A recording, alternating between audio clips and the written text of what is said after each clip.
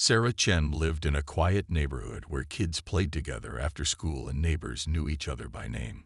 Her daughter Emily, just 6 years old, was the sunshine of their small house on Maple Street. Sarah worked as a nurse, pulling long shifts at the local hospital while her husband David was away on military training. They had been married for 8 years, but lately, his absence felt longer than usual.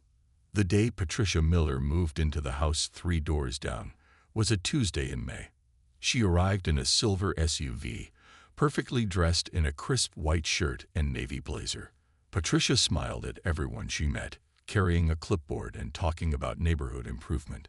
She told people she was the new HOA representative, though Sarah couldn't remember ever having a homeowners association. That first week, Patricia made her rounds, introducing herself to every family. When she reached Sarah's door, she complimented the flower garden and noticed Emily playing with dolls on the porch. "What a beautiful girl," Patricia said, her eyes lingering on Emily longer than seemed normal. "I have a niece her age." Sarah smiled politely but felt something odd about Patricia's intense focus on her daughter. During their brief conversation, Patricia asked many questions about Emily's school, her routine, whether any relatives lived nearby. Sarah answered vaguely, mentioning David's military service made things challenging. Over the next few days, Patricia seemed to appear everywhere. She offered to help Sarah with her groceries when she came home tired from work. She volunteered to watch Emily while Sarah checked the mail. Each time, she brought up random HOA matters that Sarah couldn't verify with other neighbors. The neighborhood barbecue on Memorial Day weekend brought everyone together. Patricia organized it, claiming it was an HOA event to build community spirit. She went around with official-looking papers, saying all families needed to fill out new registration forms for insurance purposes. When Sarah hesitated, Patricia's friendly smile remained, but something sharp flashed in her eyes. "It's mandatory for all children in the neighborhood," she insisted. "Just basic information for emergency contacts." She particularly insisted on photographing Emily alone, claiming it was for the HOA directory. Something in Sarah's mother instincts screamed warning. She remembered David's training had taught him to trust that inner voice. "I'll need to discuss this with my husband first," Sarah said firmly, pulling Emily closer. That evening, Sarah tried calling David. His phone went straight to voicemail. His unit was doing specialized training exercises, where communication was limited, but her worry grew stronger. She asked neighbors about the HOA forms. Mr. Johnson next door looked confused. "What HOA? We've never had one here." Sarah decided to keep Emily extra close, but Patricia's presence continued to feel overwhelming. She showed up at their house the next morning with fresh-baked cookies, asking again about the forms. "These need to be submitted by Friday," she pressed. "It's really important for the children's safety." Later that day, while Emily played in the backyard, Sarah watched from the kitchen window. Patricia walked by slowly, multiple times, always looking toward their yard. She even stopped to chat with Emily over the fence, asking about her favorite places to play and when Mommy went to work. That night, Sarah's unease turned to genuine fear. Through her bedroom window, she spotted Patricia standing across the street, just watching their house in the darkness. Sarah quickly closed the blinds, her heart racing. She tried David again, leaving a voicemail about her concerns. Something wasn't right about Patricia Miller, and Sarah knew she needed to protect Emily until David could come home. The next morning, Patricia knocked on Sarah's door bright and early. This time, she had a clipboard thick with papers. "I've brought the HOA registration documents," she announced cheerfully. "Since you haven't filled them out yet, I thought I'd help you complete them right here." Sarah felt cornered. Patricia stepped inside without waiting for an invitation, settling herself at the kitchen table. Emily sat nearby coloring, occasionally glancing up with wide eyes at the woman who visited so often. "Let's start with basic information," Patricia said, clicking her pen. "Emily's full name, birthday, social security number." "Hold on," Sarah interrupted, feeling alarm bells in her mind. "I don't give out my daughter's social security number to anyone." Patricia's smile tightened. Oh, but it's required for the insurance forms. All HOA members must provide this information. It's for the children's protection. Sarah grabbed a kitchen towel, pretending to clean something already sparkling. I'm still not comfortable with that. Maybe when David gets back, we can look over everything together. Patricia set down her pen with deliberate force. When exactly will that be? She pressed. How long do these military assignments typically last? The questions felt too specific, too probing. Sarah deflected, mentioning vague timeframes while watching Patricia's reactions. The woman seemed to be calculating something, her eyes moving between Sarah and Emily repeatedly. Well, Patricia said, standing up, these forms really must be submitted by Friday. I'll be back tomorrow with simpler versions. In the meantime, I've organized a children's safety workshop for the neighborhood kids. This Saturday at the community center. All children should attend. After Patricia left, Sarah called the community center. Nobody there knew about any workshop. She tried the county office about HOA regulations. They had no record of an association in their area. That afternoon at the grocery store, Sarah ran into Mrs. Thompson from 2 streets over. Have you met the new HOA lady? Sarah asked casually. Mrs. Thompson looked confused. What HOA lady? Is someone going around claiming that? I've lived here 20 years, and we've never had a homeowners association. Sarah's heart dropped. Her instincts had been right. Patricia wasn't who she claimed to be. When Emily went to sleep that night, Sarah sat by her window, watching the street. Patricia's silver SUV was parked outside her house, and occasionally Sarah saw movement near their mailbox. Around midnight, she spotted Patricia walking slowly past their house, pausing to look at Emily's bedroom window. Sarah grabbed her phone to take a picture, but Patricia noticed the movement and quickly turned away. The next morning, Sarah found their mailbox slightly ajar. Inside was a handwritten note. The safety workshop is mandatory. All unregistered children will be reported to proper authorities. Sarah knew she couldn't handle this alone anymore. She tried calling David's command center, but they could only confirm he was on a critical training mission. No timeline for return. They did transfer her to a support line where she reported her concerns about neighborhood safety. Throughout the week, Patricia's behavior became more aggressive. She questioned other neighbors about Sarah and Emily's routines. She asked the school secretary about pickup procedures. She even offered to babysit Emily while Sarah worked her next shift. By Friday, Sarah had implemented her own safety measures. She changed their daily routes, picked up Emily personally instead of letting her take the school bus, and installed extra locks on their doors. But the sense of being watched never left her.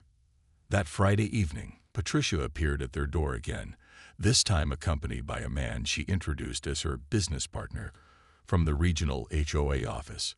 Both demanded entry to inspect their home for code violations. Sarah stood firmly in the doorway, phone in hand. You need to leave now, or I'm calling the police. Patricia's friendly mask finally slipped, revealing something cold and calculating underneath. We're just trying to help, she said slowly. It's dangerous when people don't cooperate with neighborhood safety programs. After they left, Sarah triple-checked all locks and windows. She didn't know what Patricia's real agenda was, but she was certain now it wasn't about any HOA. Tomorrow was Saturday, and Sarah had already decided they wouldn't be going to any workshop. Instead, she'd take Emily to her sister's house across town where they'd be safe until David returned. That night, Sarah barely slept, jumping at every sound outside their window, wondering what Patricia would do when she discovered they weren't playing her game anymore. Saturday morning arrived with gray clouds and light rain. Sarah decided it was the perfect day to take Emily to her sister Lisa's house across town. They packed a bag and planned to stay for the weekend, far away from Patricia's watchful eyes. Put on your rain boots, sweetheart, Sarah said while making Emily's lunch. We're visiting Aunt Lisa today. She's making your favorite pancakes. Emily cheered and rushed to get ready. Sarah gathered Emily's homework and favorite stuffed animals, feeling relieved they'd be away from the neighborhood for a while. As they walked to the car, Sarah noticed Patricia's house was quiet. No movement at the windows. Good. Maybe she'd be too busy with her fake workshop to notice their departure. During the drive, Emily chatted happily about Aunt Lisa's cat and the new playground nearby. Sarah kept checking the rearview mirror, making sure Patricia wasn't following them. Everything seemed normal until they stopped at a red light 3 blocks from Lisa's house. Sarah's phone buzzed. Unknown number. She ignored it. 2 seconds later, her phone rang again. Same unknown caller. Hello, Sarah answered cautiously. Mrs. Chen. A woman's voice she didn't recognize. This is Margaret from Sunshine Elementary School calling about Emily. Sarah's stomach dropped. What's wrong? Emily's right here with me. That's strange, the voice continued. A woman named Patricia Miller came to pick up Emily about an hour ago. She had authorization papers saying she was taking her to a dental appointment. Sarah's heart stopped. What? Emily's been with me all morning. Oh dear, that's not possible. She signed Emily out at 9:30. She had her school registration information and everything. Sarah hung up immediately and called the school's main office. The secretary confirmed what the other woman had said. Patricia had come to the school with Emily's information, claiming to be an authorized guardian taking her to a dental emergency. But my daughter is here with me, Sarah screamed. Her hands shook on the steering wheel. Emily looked up from her coloring book, confused by her mother's panic. Mommy, what's wrong? Nothing, baby. Just stay quiet for a minute. Sarah called the police while driving, her mind racing. How did Patricia get Emily's school information? Had she somehow convinced them she was an approved guardian? Officer Johnson arrived at the school within minutes. He reviewed the security footage with Sarah. There on screen was Patricia, smiling confidently as she led a small girl with Emily's backpack toward her silver SUV. That's not my daughter, Sarah whispered, studying the blurry footage. That girl has darker hair. The officer paused the video. Could it be another child from your neighborhood? Sarah's blood ran cold. She thought of the Miller twins from Birch Street, who sometimes played with Emily. They had darker hair and similar builds. Oh no, she breathed. Patricia might have taken the wrong child. We need to issue an Amber Alert, Officer Johnson said, reaching for his radio. Sarah's mind spun. Patricia had been planning this, gathering information, studying routines. But in her haste, she grabbed the wrong 6-year-old girl. Somewhere, Patricia was driving away with an innocent child, believing she had Emily. We have to find them, Sarah insisted. Patricia's been watching our neighborhood for weeks. She knows all the kids' routines. The officer called for backup while Sarah's phone rang again. Unknown number. This time she answered on the first ring. Hello. Don't hang up. Patricia's voice was calm but strained. I have what you love most. Bring the HOA papers to the old Miller farm outside town. You have 2 hours, or you'll never see her again. Patricia, listen to me, Sarah said carefully. You don't have Emily. You have the wrong child. Silence. Then Patricia's voice, confused. What are you talking about? Of course I have Emily. She's right here in the car asking for her mother. Sarah closed her eyes, praying silently. Patricia, please look at her hair. Emily has lighter hair. You took one of the Miller twins by mistake. More silence. In the background, she could hear a child crying softly. Then Patricia swore under her breath. This doesn't change anything, Patricia said, regaining composure. Bring the papers. 2 hours. Come alone. The line went dead. Officer Johnson was already coordinating with neighboring police departments, tracking Patricia's car through traffic cameras. Sarah held Emily close, knowing that somewhere out there, another mother was about to discover her daughter was missing. The rain started falling harder as Sarah gave a full statement to the police. She provided every detail about Patricia, from her first day in the neighborhood to the strange questions she'd been asking. Every minute counted now. There was an innocent child in. From 2 hours away, David Chen disconnected from his satellite phone after speaking with his commanding officer. The training exercise was immediately halted. Within minutes, a military helicopter was preparing to transport him home. As a specialized tracker and reconnaissance expert, David's skills had saved countless lives in combat. Now they would be needed for his own family's crisis. During the flight, David received updates from local police. They'd located Patricia's silver SUV heading toward rural farmland. The Miller child was still alive but frightened.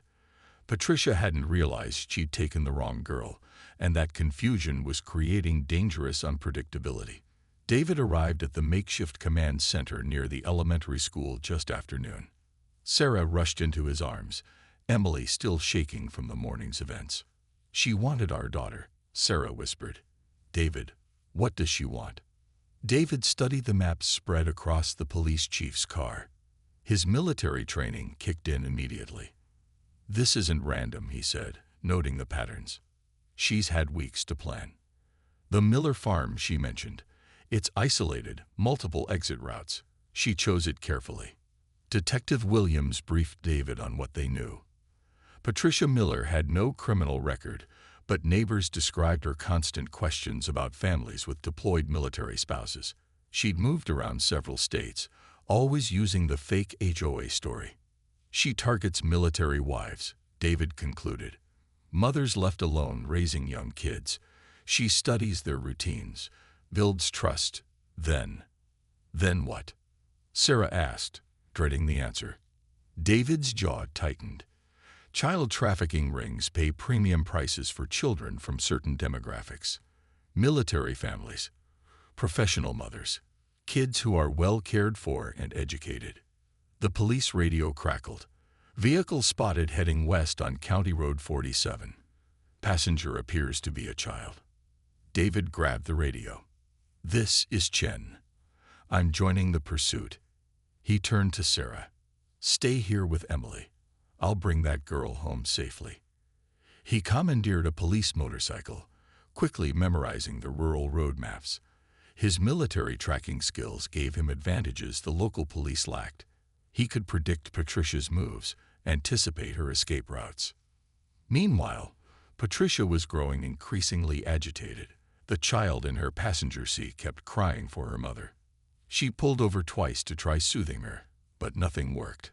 Her carefully planned operation was unraveling. At 2 p.m., Patricia's phone buzzed. A text from an unknown number. "Police know. Change location. Our people are waiting at the backup site." Patricia looked in her rearview mirror. No pursuit vehicles visible, but she couldn't be sure.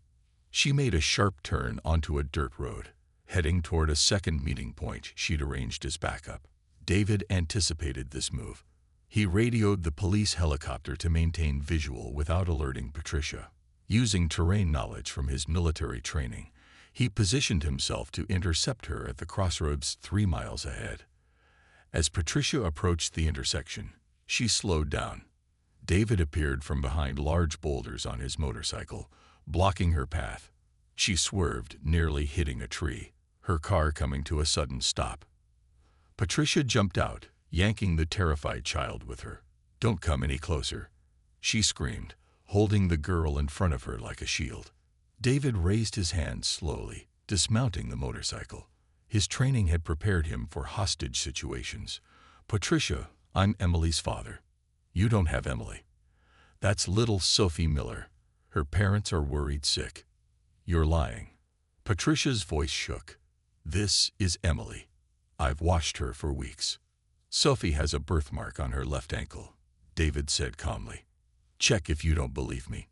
Patricia looked down at the child's ankle. No birthmark. The realization hit her like a punch. All her planning, all her surveillance, and she grabbed the wrong target. In that moment of confusion, David acted. He rushed forward, using tactics learned from counter-terrorism training. Within seconds, he had Patricia on the ground, the child safely away from danger. Police cars arrived as David comforted Sophie, who clung to him crying. Patricia was handcuffed and placed in a patrol car. A search of her vehicle revealed detailed notes about multiple neighborhood children, fake HOA documents, and a GPS showing planned routes to Mexico. As paramedics checked Sophie, David held her hand. "You're safe now, sweetheart. We're going to take you home to Mommy and Daddy." Detective Williams approached David. "Sir, we found more in her car. Lists of other neighborhoods, other military families. This wasn't her first attempt." David nodded, his military instincts telling him Patricia was part of something bigger. "I want to question her. There are likely others involved." As night fell, David sat in the police station's interrogation room facing Patricia. The woman who terrorized their neighborhood now looked smaller, defeated. Dark circles shadowed her eyes, and her perfect appearance had crumbled. "You're not just some crazy neighbor," David said calmly. "You're part of something bigger. Tell me about your network." Patricia remained silent, staring at the table. David recognized this tactic from his military interrogations. He pulled out the notes found in her car, spreading them across the table. There were detailed files on 15 different families, all with military connections. "We found everything, Patricia. All these families you've been watching. Their children's schedules, their pictures, notes about when fathers are deployed." David tapped a photo of Emily. "You made one mistake, though. You took the wrong kid." A flicker of anger crossed Patricia's face. David knew he'd struck a nerve. "The Miller farm," he continued. "You weren't taking Sophie there alone. Someone was meeting you." "Who?" Patricia finally looked up. "You have no idea what you're interfering with. This is bigger than you think." "Try me," David challenged. "I've dealt with international networks before." The detective standing behind him nodded approvingly. They'd been trying to crack a trafficking ring for months, always one step behind. Meanwhile, at the Miller home, Sarah helped comfort Sophie while Detective Johnson took statements from the parents. Sophie told them Patricia had promised a fun car ride and ice cream. The child had believed they were going on an adventure. "She said we were going to see my friend Emily," Sophie whispered. Sarah's heart ached. Patricia had used her daughter as bait, convincing Sophie they were visiting a friend. The manipulation ran deep. Back at the station, Patricia began talking. She revealed she'd been paid to identify suitable children for a larger operation. The fake HOA story was one of many covers they used, sometimes pretending to be census workers, school inspectors, or child safety advocates. "The families with military fathers are easiest," she admitted. "Mothers are stressed, often alone for months. They want help. They want community." David's face darkened. He thought of Sarah, exhausted from double duty, wanting support. These predators knew exactly who to target. "The man at the Miller farm," David pressed. "Who was meeting you?" Patricia hesitated. "If I tell you, they'll kill me." "If you don't tell us, more children disappear," David countered. The detective interrupted. "We can offer protection. Witness protection program. But we need names, locations, the entire network." Patricia looked between them, calculating her options. Finally, she started talking. The network spanned 3 states, with handlers moving children through what they called safe houses, abandoned farms, and old motels converted into holding facilities. They had contacts in shipping companies who helped transport children across the Mexican border. "There's a handler named Thomas," Patricia revealed. "He runs the West Coast operation. He's supposed to arrive at the old warehouse on Industrial Road tonight." 2 other children were being brought there. David's military training kicked in. "When exactly?" "Midnight," Patricia said. "They're shipping tomorrow morning to Los Angeles." The police immediately began organizing a rescue operation. David insisted on joining, knowing his tracking skills could be crucial. As they prepared for the warehouse raid, David called Sarah. "Stay at Lisa's tonight," he instructed. "Keep Emily close. This is bigger than we thought." "But you're coming home, right?" Sarah's voice trembled. "After tonight, I promise. But right now, other kids need me too." At 11:30 p.m., David joined the tactical team approaching the warehouse. His military night vision goggles and silent movement training proved invaluable. They spotted two vehicles parked behind the building, exactly as Patricia had described. Inside, thermal imaging showed at least 4 adults and what appeared to be 2 small children. The team surrounded the building, cutting off escape routes. At midnight, a dark van pulled up. A tall man David assumed was Thomas stepped out. The raid began immediately. Flash grenades exploded, disorienting the traffickers. David moved swiftly, his muscle memory from years of operations taking over. Within minutes, they had secured the building. In a back room, they found 2 frightened children, a brother and sister, ages 7 and 5, who'd been taken from a playground the day before. The traffickers had prepared them for transport, with fake passports and documents claiming they were traveling with her. Over the next 2 weeks, David worked tirelessly with federal agents to piece together the trafficking network. Patricia's confession had opened a door to something darker than anyone imagined. From the converted warehouse, investigators found shipping records and coded messages that led them to 3 more safe houses. David's military experience proved crucial again.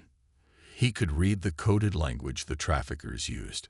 Terms like special delivery and package transfer had entirely different meanings in their world. He recognized patterns in their movements, similar to enemy operations he tracked overseas. One morning, while reviewing surveillance footage from the warehouse raid, David noticed something odd. A specific tattoo on one of the arrested men, 2 intertwined snakes forming a $sign. He'd seen this symbol before during his military intelligence briefings about international crime syndicates. "This isn't just local," David told Detective Williams. "This connects to a much larger operation we encountered in Southeast Asia. They're using the same routes, the same symbols." The investigation expanded rapidly. FBI agents joined the team, and David found himself briefing federal officials. His first-hand knowledge of global trafficking patterns, combined with his understanding of military families' vulnerabilities, made him their most valuable asset. Meanwhile, life slowly returned to normal for the Chen family. Sarah took extended leave from the hospital to stay closer to Emily, who sometimes woke from nightmares about the scary woman with the clipboard. David installed a security system that would make Fort Knox jealous: cameras, motion sensors, and even a direct line to the police station. But normal was different now. Emily no longer played alone in the front yard. Sarah vetted every new neighbor personally. The community organized a neighborhood watch, with Mr. Johnson coordinating shifts to monitor suspicious activity. 3 weeks after Patricia's arrest, David received a call from Agent Martinez, the FBI case lead. "We've traced Patricia's money trail," she said. "She received payments from a shell company in the Cayman Islands. The same account is funding operations in 7 states." David studied the financial records spread across his kitchen table at night. The numbers told a story of systematic exploitation, payments increasing with each successful acquisition.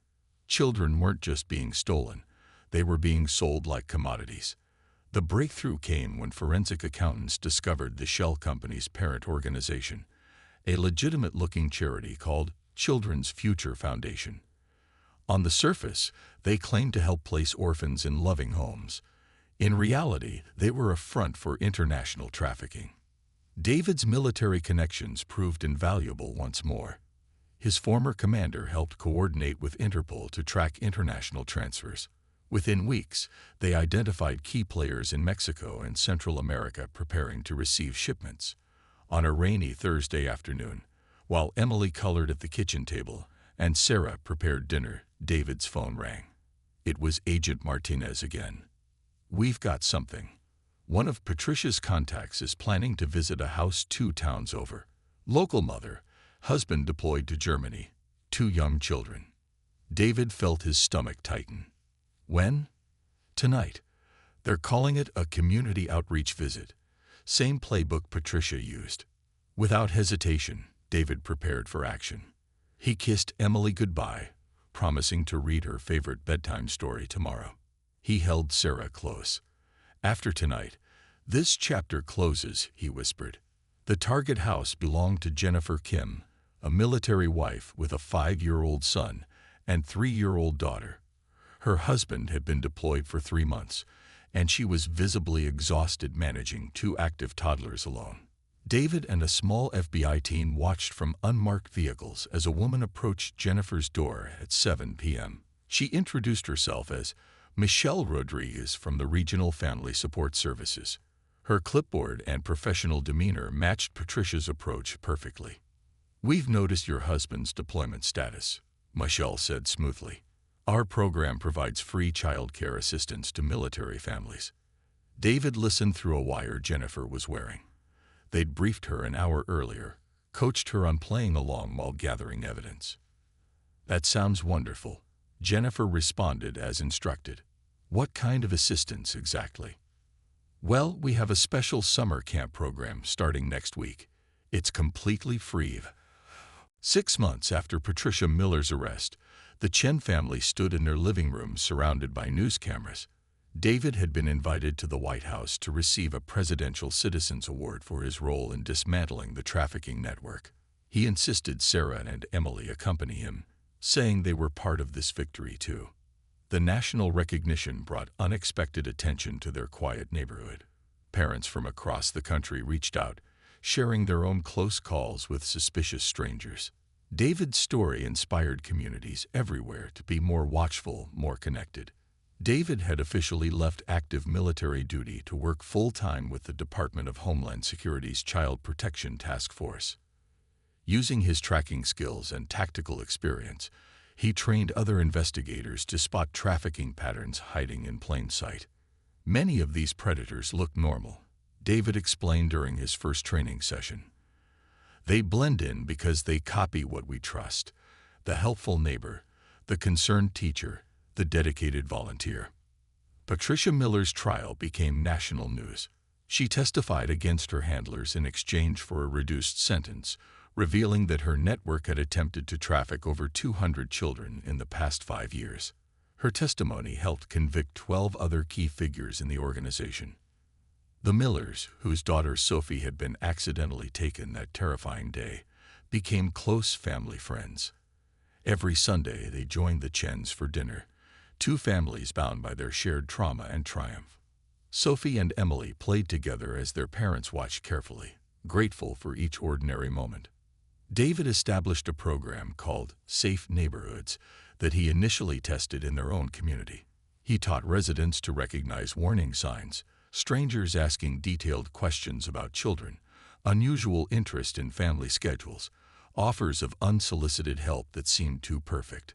"Trust your gut," he'd tell parents at community meetings. "If something feels off about a new neighbor or supposed official, it probably is. Don't worry about being rude or paranoid." The program spread rapidly.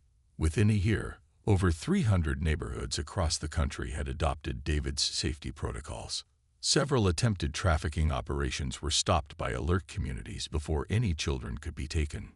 Sarah returned to nursing, but with a new focus. She started a support group for mothers whose children had been targeted by trafficking attempts. Many found comfort in sharing their experiences with someone who understood the unique fear of almost losing a child. Emily, now 7, grew up with a healthy respect for safety but without living in fear. Her parents made sure she understood the difference between being careful and being scared. She learned to speak up if adults asked strange questions or tried to separate her from her family. The fake HOA that had threatened their family became a cautionary tale taught in police academies nationwide.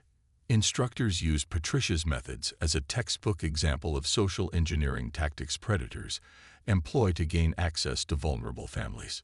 2 years after the ordeal, David finally released the tension he'd carried since that first day Patricia knocked on their door.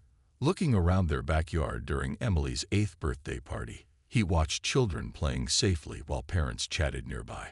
His military training had prepared him for many battles, but protecting his own community proved to be his most important mission.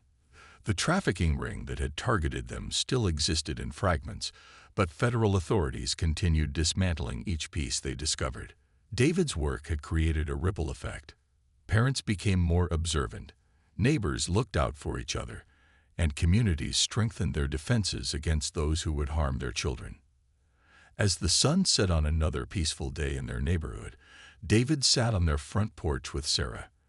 They watched Emily ride her bicycle up and down the street, neighbors waving as she passed. The security cameras kept watch, but they no longer lived in constant fear. To think it all started with a fake HOA notice, Sarah mused. David squeezed her hand. Sometimes the most dangerous predators hide behind the friendliest faces. But when good people stay alert and stand together, even the worst predators can be brought down. Their story became more than just one family's close call.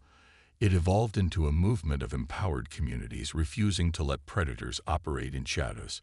David's military background had given him skills to fight enemies abroad, but his greatest victory came from defending the innocent at home. As darkness fell, David made his final patrol of the evening, walking the perimeter of their property. Emily waved from her bedroom window, the same window Patricia had.